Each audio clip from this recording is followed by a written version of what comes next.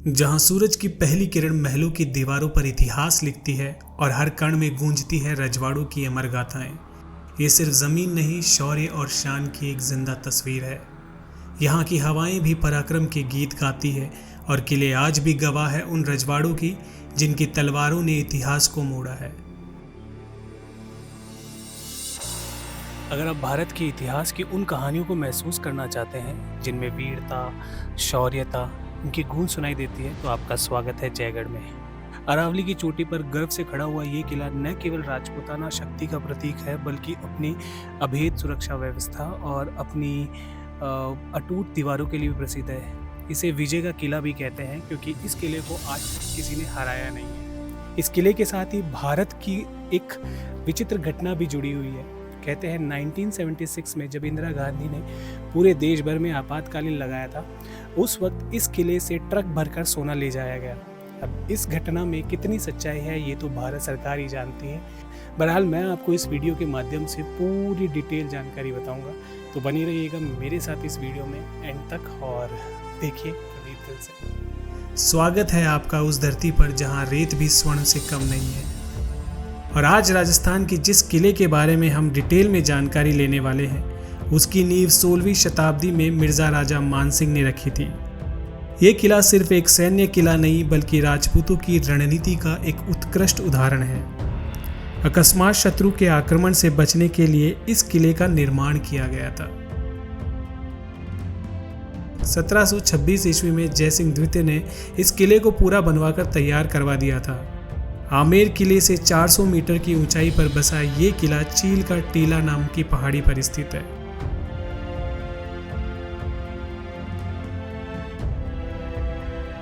किले की एंट्री दो तरफ से है। पहला है डूंगर दरवाज़ा, जहां से हमने एंट्री ली है। एंट्री टिकट 150 रुपीज़ है। स्टूडेंट्स के लिए थोड़ा कम है और फॉरेनर्स के लिए अलग से टिकट है। दूसरा दरवाज़ा है आवामी दरवाज़ा, जो कि आमेर फोर्ट से पैदल आने वालों के लिए बनाया गया था। इस जयगढ़ किले को आमेर महल की सुरक्षा के लिए बनाया गया था। यहाँ पर गोला बारूद, अस्त्र और युद्ध में उपयोग में ली जाने वाली सामग्रियाँ रखी जाती थी। इस किले का उपयोग राजशाही खजाने को छुपाने के लिए किया जाता था।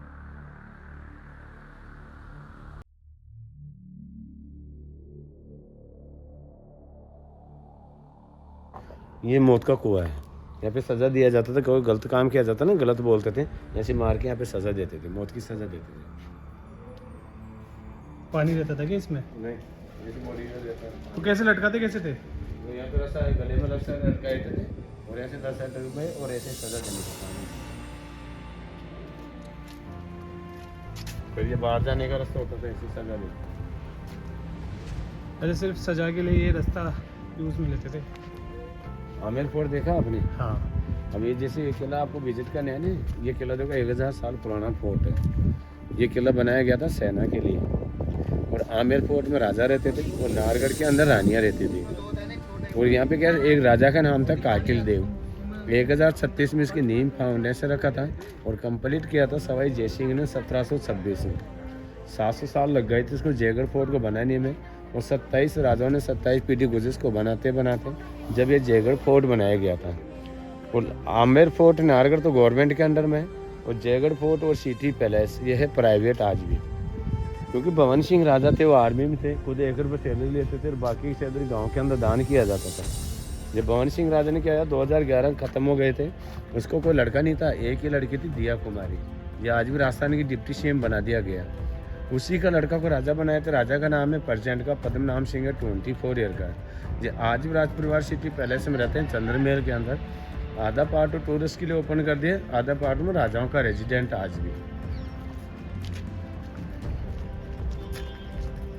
सामने फ्लैग देख रहे नहीं है, ये कोई इंडियन फ्लैग नहीं है, ये राज परिवार का फ्लैग है। इसका नाम था दियाबुर। दियाबुर इसलिए बोलते हैं, यहाँ पे दीपक जलाते थे, दीपक जला के डेकोरेशन किया जाता था। पहले राजा महाराजा के पास न तो कोई मोबाइल ने वहाँ नहीं सोते थे। आम जनता को कैसे मालूम राजा जयपुर में, राजा बाहर है। राजा जयपुर में रहेंगे तो 2 फ्लैग रहते थे और राजा जयपुर से बाहर जाएंगे तो 1 फ्लैग रहता था। अभी तो बाहर है, इसका मतलब है। हाँ, इससे मालूम पड़ता था राजा जयपुर से बाहर गए। आज भी करते हैं क्या ये? हाँ, ये प्रेसिडेंट का राजा नहीं, इंग्लैंड जाते हैं, लंदन जाते, पढ़ाई करने के लिए जाते हैं, इससे मालूम पड़ जाता है राजा जयपुर में, राजा बाहर है।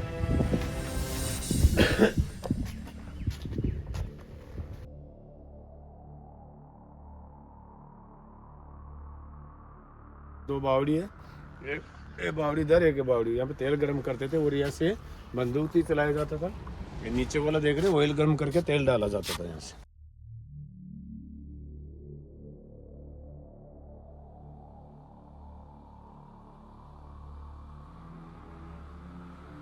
जो बुर्ज आप देख रहे हैं इसे दिया बुर्ज कहते हैं, जो उस समय मैसेज ट्रांसफ़र के रूप में उपयोग में लिया जाता था।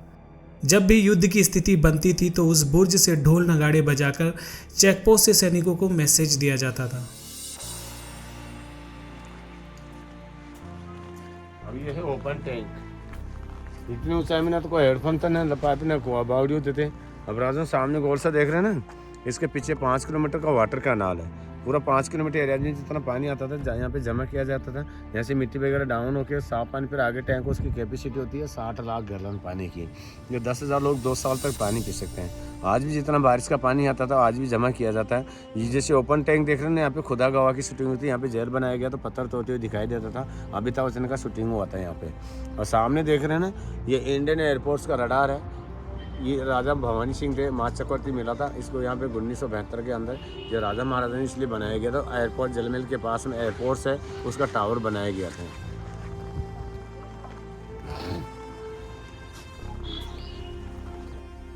ये जगह थी सेना प्रमुख के रहने के लिए, यानी कि इस जगह को राजा के आर्मी चीफ के रहने के लिए काम में लिया जाता था।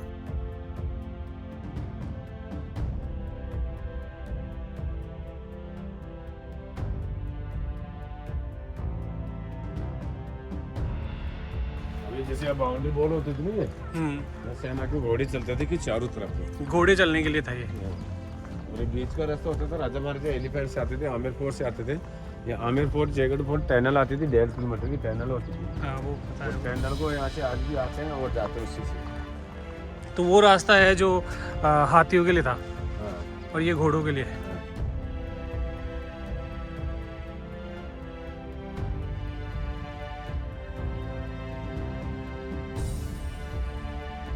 18वीं शताब्दी में बनाई गई उस जमाने की सबसे बड़ी तोप, जिसे जयवाण या जयबाण तोप भी कहा जाता है।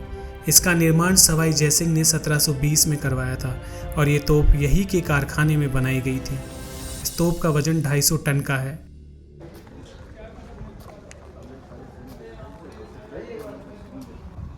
देखो ये है विश्व की बड़ी तोप, इसका नाम है जयवान कैनन। इसी नीचे से लेके आए थे अलग अलग पार्टों से एलिफेंट के सहायता। जब 4 एलिफेंट स्ट्रॉन्ग थे, लाने के बाद में इसको असेंबल किया था। असेंबल करने के बाद में 1720 में सवाई जयसिंह राजा ने इसका निर्माण किया था और 1720 में इसको एक बार ट्राई के लिए चलाया गया था। एक बार चलाने की आवश्यकता 50 kg का लोहे का गोला था, 100 किलो गन पाउडर था। फिर इसको गोला गिरा था यहाँ से 36 किलोमीटर। एक गाँव का नाम था चाकसू। उसी गांव में जाके गिरने के बाद वहाँ से मिट्टी काली हुई थी। एक लेडीज़ का पेट में बच्चा था, वो खत्म हो गया था। जितना गांव था आधे कानों के पर्दे पड़ गए थे, आधे लोग खत्म हो गए थे। जहाँ गोला गिरा था वहाँ तालाब बन गया था। तालाब का नाम है गोली राव तालाब के नाम से जाना जाता था। और यहाँ से बत्ती लगाने वाले 4 लोग थे, आग लगा गए और इतना प्रेशर था, इतना साउंड था, पीछे टैंक उसमें जाके गिरने के बाद उसी की मौत हो गई थी। इसलिए राजा ने इसको एक बार चलाया गया था, दोबारा इसको यूज नहीं किया। ऊपर का बैरल है 50 टन का, नीचे का हिस्सा है 200 टन, पूरा टोटल वेट है 250 टन। जब इसको डायरेक्ट चेंज करते थे एलिफेंट की सहायता से करते थे। 2 एलिफेंट आगे 2 पीछे, बीच में उसका जैक उसको डाउन करेंगे। ये कोई लो वगैरह नहीं, लो वगैरह तो जंग वगैरह लग जाता। ये अष्टो धातु में बनाया गया, सोना चांदी तांबा पित्तल एलिमेंट सब में मिक्स में बनाया गया। विजयदशमी आती है, साल में एक बार दशहरा आता है, तो दशहरे के दिन इसकी पूजन किया जाता है। आज भी इसकी पूजन करते थे, पहले भी इसकी पूजन करते थे। भारत में सबसे पहले तोप और बारूद बाबर लेकर आया था। राजा मानसिंह अकबर के नवरत्नों में से एक थे और इसी वजह से अकबर ने मानसिंह को युद्ध के लिए काबुल भेजा था। वहाँ पर से ही उन्होंने तोप बनाने की कला सीखी और बाद में उन्होंने जयगढ़ किले में सन 1585 में एक तोप खाने का निर्माण करवाया। और सामने टावर दिख रहा है ना, वो नौरानियों का महल है और ये पानी के लिए बनाया गया था 5 किलोमीटर का। ये 5 किलोमीटर हरावली का पहाड़ का पूरा पानी आएगा, यहाँ से नीचे रिटर्न होगा, ऐसे टैंक में जाएगा पानी। आज भी तो वहाँ से पूरा पानी आएगा, ये नीचे डाउन होके ये पूरा पानी इसी टैंक में जाएगा। 2 जाली लगा के, कचरे छोटी वाली है कि मोटी वाली है, ये मिट्टी वगैरह ऐसे डाउन हो जाएगा आज भी।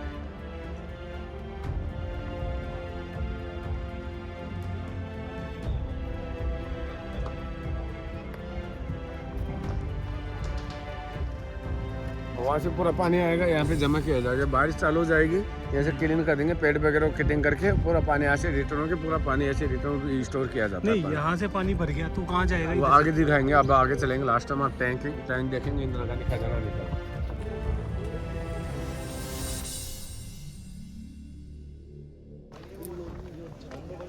देखो इसे ये बाउंड्री बोल होगा, यहाँ से तोप को लेके आए थे अलग अलग पार्टों से। अच्छा, इधर से आई थी तो। हाँ,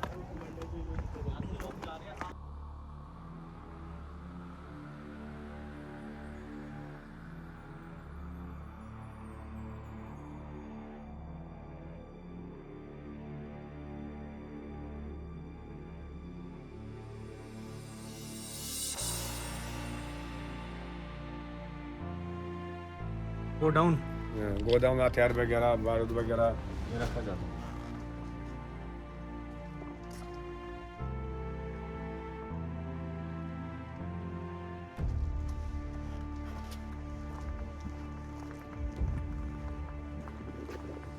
ये मंदिर बनाया गया था सवाई जय सिंह राजा ने, मेहंदीपुर बालाजी का।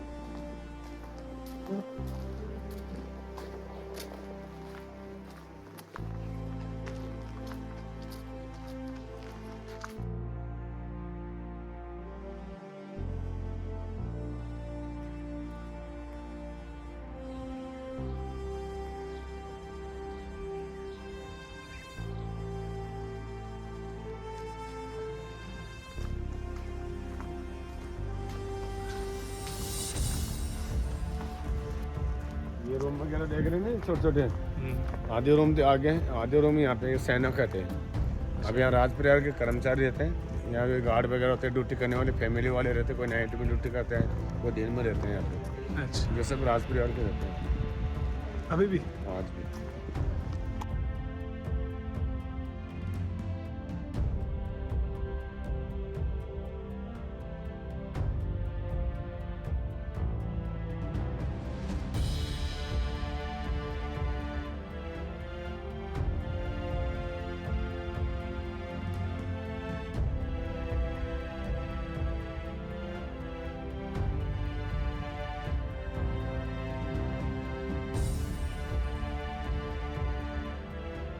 अभी इसमें देखो टैंक दो 40 फीट तो पूरा डीप है, 138 चौड़ा, 158 लंबा टैंक है। 81 पिलर पे टिका हुआ टैंक है और 60 लाख गैलन पानी आता है इसमें, और 10,000 लोग 2 साल तक पानी पी सकते हैं। पानी के नीचे 9 रूम थे। 9 रूम राजा मान सिंह जितना युद्ध में जाते थे, जितना सोना चांदी जीत के लेके आते थे, वो आमेर फोर्ट से अंडरग्राउंड की टनल से आते थे और पानी के परस के नीचे खजाना छिपाते थे। खजाना का रास्ता आमेर फोर्ट से था और पानी का रास्ता जयगढ़ फोर्ट से था। इंदिरा गांधी ने ऐसे 1976 में इमरजेंसी लगाई थी, पूरा जयपुर दिल्ली हाईवे जाम कर दिया था। फिर इसको टैंक को पानी को खाली करके और यहाँ से खुदाई करके, और यहाँ से 7 टन गोल्ड था, 65 टन गोल्ड यहाँ से लेके चले गए थे। ले जाने के बाद में भवानी सिंह राजा और गायत्री देवी थी, दोनों को दिल्ली तिहाड़ के अंदर डाल दिया था 72 घंटों के लिए। जब यहाँ से पूरा खजाना तो ले गए यहाँ से, और पीने के लिए पानी छोड़ गए, और खजाना निकले ना, खजाना गया कहाँ पे? वो इटली में, दिल्ली में, स्विट्जरलैंड में। गवर्नमेंट आते नहीं मालूम कहाँ पे गया। इसी के ऊपर एक मुही बनाया गया था, अजय देवगन का बादशाह मुही।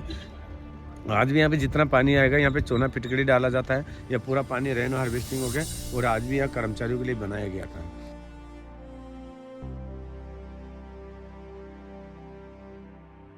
ये नहर अंदर सबसे पहले इस ओपन वाटर टैंक से कनेक्टेड है, उसके बाद पानी इस वाटर टैंक में आता है जिसकी गहराई 52 फीट है, और इस टाँके के पास में आप देखेंगे सैनिकों के रहने के लिए कक्ष भी बने हुए हैं। सबसे बाद में पानी इस ढके हुए पानी के टैंक में आता था, जो कि 158 फीट लंबा, 138 फीट चौड़ा और 40 फीट गहरा है।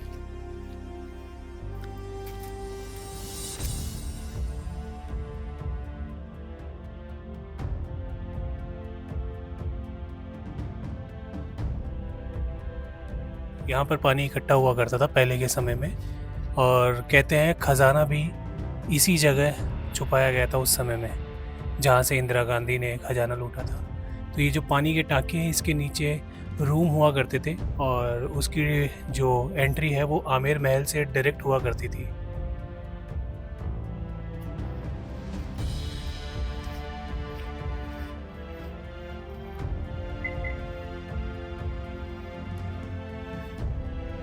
तो अब चलते हैं इस किले के अगले हिस्से की ओर। इस हिस्से को जलेब चौक कहते हैं। यहाँ पर सैनिकों की परेड हुआ करती थी। आपको दोनों तरफ सैनिकों के रहने के बैरक दिखाई देंगे। इसी परिसर में आपको शस्त्रों का एक म्यूजियम भी देखने को मिलेगा, जहां आपको उस जमाने में उपयोग में आने वाले अस्त्र और शस्त्रों की प्रदर्शनी देखने को मिलेगी।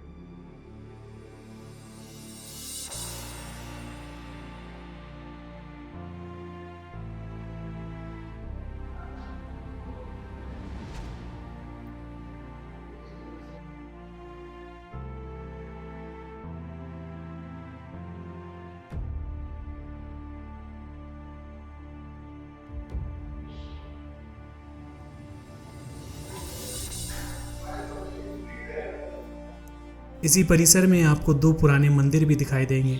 एक मंदिर जिसे 10वीं शताब्दी में बनाया गया राम हरिहर मंदिर और दूसरा 12वीं शताब्दी में बनाया गया काल भैरव मंदिर।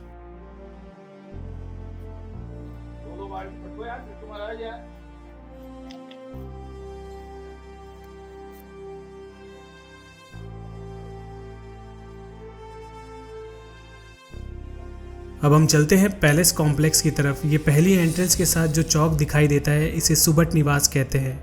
तो ये हिस्सा असेंबली हॉल हुआ करता था। उस जमाने में राजा अपने सभी सेनापतियों के साथ मिलकर युद्ध की रणनीति किया करते थे। फिलहाल इस जगह को किसी खास कार्यक्रम यानी कि शादी महोत्सव जैसे अवसर पर उपयोग में लिया जाता होगा। अभी फ़िलहाल यहाँ पर पुरानी वस्तुएं रखी हुई है, वो भी बुरी हालत में, जैसे लकड़ी के वाटर कूलर या हौदा।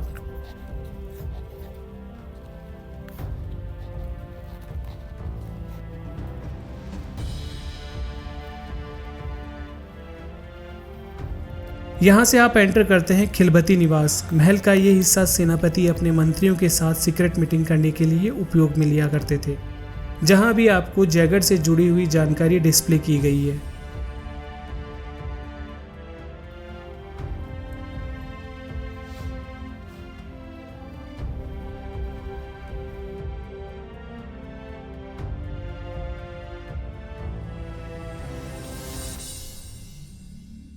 अब जिस हिस्से को हम देखने वाले हैं वो है लक्ष्मी विलास। महल का ये हिस्सा राजा के रहने के लिए उपयोग में लाया जाता था। यहाँ पर राजा का बेडरूम और ड्राइंग रूम बनाया गया था। इस लक्ष्मी निवास में पालकियाँ भी देखने को मिल जाएगी, जो कि रानियों को ले जाने के लिए उपयोग में ली जाती थी। यहाँ आपको एक बड़ा सा चौक भी दिखाई देगा, जो हो सकता है उस समय किसी खास गैदरिंग को ध्यान में रखकर बनाया गया होगा। यहाँ निवास में आपको बैठक देखने को मिलेगी। शायद यहीं से राजा रानी बैठकर जो भी कार्यक्रम हुआ करते थे वो देखा करते होंगे। लक्ष्मी निवास से आगे जैसे आप चलेंगे तो आपको रास्ते कुछ ऐसे दिखाई देंगे जैसा कि आप किसी भूल भुलैया में प्रवेश कर चुके हो। इन्हें बनाया ही इस वजह से था ताकि कोई अनजान व्यक्ति आसानी से धोखा खा जाए। अब जो जगह आप देख रहे हैं उसको कहा जाता है कठपुतली घर। उस जमाने में मनोरंजन का जो भी साधन हुआ करता था उसमें से ये एक हुआ करता था।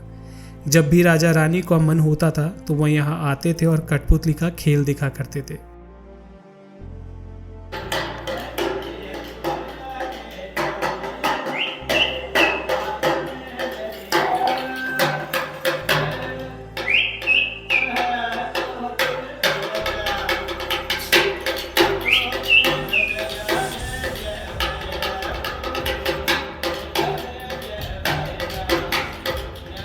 यहाँ थिएटर के सामने बैठने के लिए 2 मंजिला बैठक बनी हुई है। ऊपर वाले हिस्से में रानियां बैठा करती थी और नीचे वाले हिस्से में राजा बैठा करते थे।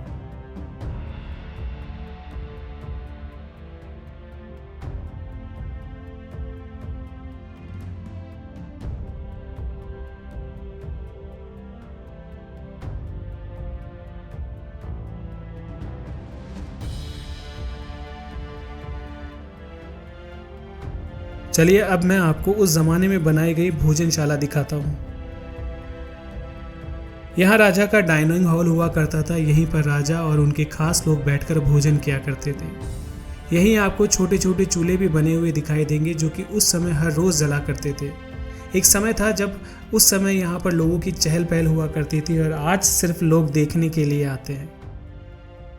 अभी जो रसोई घर आपने देखा वो मेल्स के लिए था। फीमेल यानी रानियों के लिए अलग से डाइनिंग हॉल हुआ करते थे, जो कि मेल डाइनिंग हॉल के सामने की ओर ही है और बिल्कुल एग्जैक्टली रेप्लिका है। जो डाइनिंग हॉल मेल्स का हुआ करता था वही रानियों के लिए भी ऐसी ही डिज़ाइन में भोजनशाला हुआ करती थी।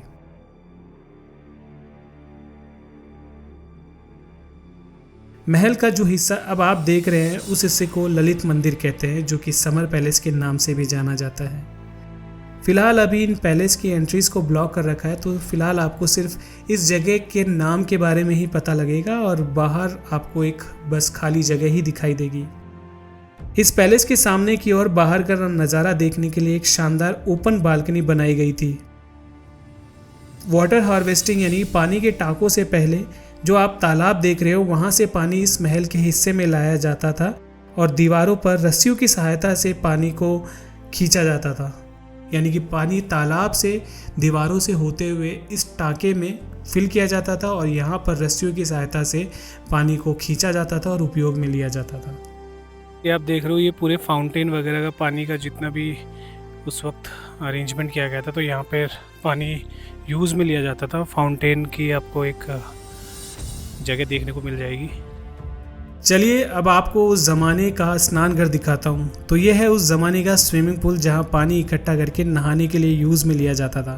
पास ही आपको टॉयलेट्स भी देखने को मिल जाएंगे। और जब आप यहाँ से आगे निकलेंगे तो आपको एक गार्डन दिखाई देगा। अगर आप देखेंगे तो बीचों बीच एक खूबसूरत फाउंटेन है जो उस गार्डन की खूबसूरती को चार चांद लगा देता है। उस समय जब ये चलता होगा तो कितना खूबसूरत लगता होगा नज़ारा, सोच के ही मन खुश हो जाता है। ये जगह है आराम मंदिर, जहाँ राजा आराम फरमाते थे और रानियों के साथ समय बिताते थे। ये जो आपको 3 दरवाजे दिखाई दे रहे हैं, इनको महाराजा मानसिंह सेकंड ने खुलवाया था। यहाँ से आपको आमेर किले का शानदार व्यू दिखाई देगा। यहाँ आराम मंदिर में दोनों तरफ गोल छतरियाँ बनी हुई हैं, जहाँ से शानदार एरियल व्यू आपको देखने को मिलेगा। इस जगह पर आपको ठंडी हवा महसूस होगी और ऐसा लगेगा कि जैसे आप आसमान में बैठकर नज़ारे का आनंद ले रहे हो।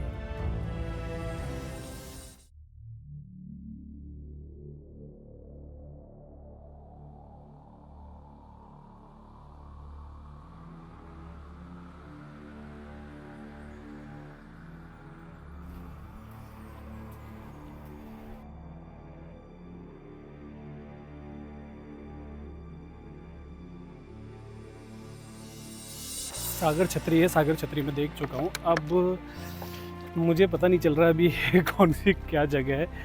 गाइड ने मुझे धोखा दे दिया। गाइड बोलता है 100 रुपये में सब कुछ घुमा दूंगा, बट वो सिर्फ जयबान तोप, जो एक पानी का टैंक है, उसके बारे में और थोड़ी बहुत डिटेल्स बता के रवाना। बाकी इधर बहुत कुछ है देखने को, उसके बारे में कुछ बताया नहीं। तो आप कभी अगर आते हो तो उस गाइड से पूछना कि भैया पूरा जयगढ़ पैलेस घुमाएगा तभी पैसे देना।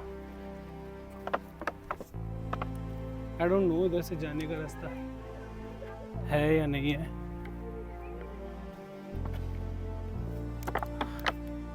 अब जो हिस्सा आप देख रहे हैं वो है विलास मंदिर। इस जगह को महारानियों के विलास के लिए बनाया गया था। इसके बीच में एक हॉल है और दोनों तरफ एक एक कक्ष है। तो यहाँ आपको 4 खिड़कियाँ देखने को मिलेगी। 3 खिड़कियों से आपको आमेर का एरियल व्यू देखने को मिलेगा और एक खिड़की महल के अंदर की ओर है, जहाँ से रानियाँ चौक में होने वाले कार्यक्रम देखा करती थी। इसमें दोनों कक्षों की एंट्री के लिए दोनों तरफ सीढ़ियाँ लगी हुई है और अंदर आपको टॉयलेट्स भी देखने को मिलेंगे। अभी तो महल की दीवारें और पेंटिंग की हालत खस्ता है और आपको महल इतना अट्रैक्टिव भी नहीं लगेगा, बट उस ज़माने में यहाँ क्या रौनक हुआ करती होगी ये सोचकर ही माइंड में कई तरह की इमेजिनेशन दौड़ने लगती है। इस तरह से ये महल क्षेत्र कवर करने के बाद अब मैं आपको तोप कारखाना दिखाता हूँ। इस तरफ से जो मैंने वीडियोस के स्टार्ट में बताया था वो गेट आपको दिखाई देगा, जिससे आप आमेर से जयगढ़ और जयगढ़ से आमेर जा सकते हैं। यहाँ से थोड़ा आगे चलने पर तोप कारखाने का प्रवेश द्वार है, जहाँ से आप एंट्री करेंगे। एक समय यहाँ लोहे पर हथौड़े की चोट और काम करते हुए मजदूर की चहल पहल सुनाई करती थी। किले का ये हिस्सा किसी ज़माने में सबसे महत्वपूर्ण हिस्सा माना जाता था। एंट्री के साथ ही आपको तोप दिखाई देगी जिसका नाम बजरंग बाण है, जिसको ले जाने के लिए 32 बैलों का यूज़ किया जाता था।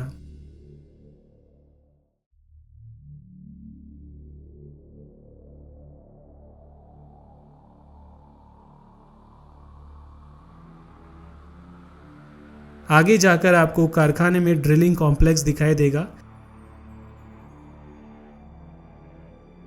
पहले अष्ट धातु का ठोस बैरल रेडी होता था, उसके बाद इसको इसमें लगाकर सुराख किया जाता था।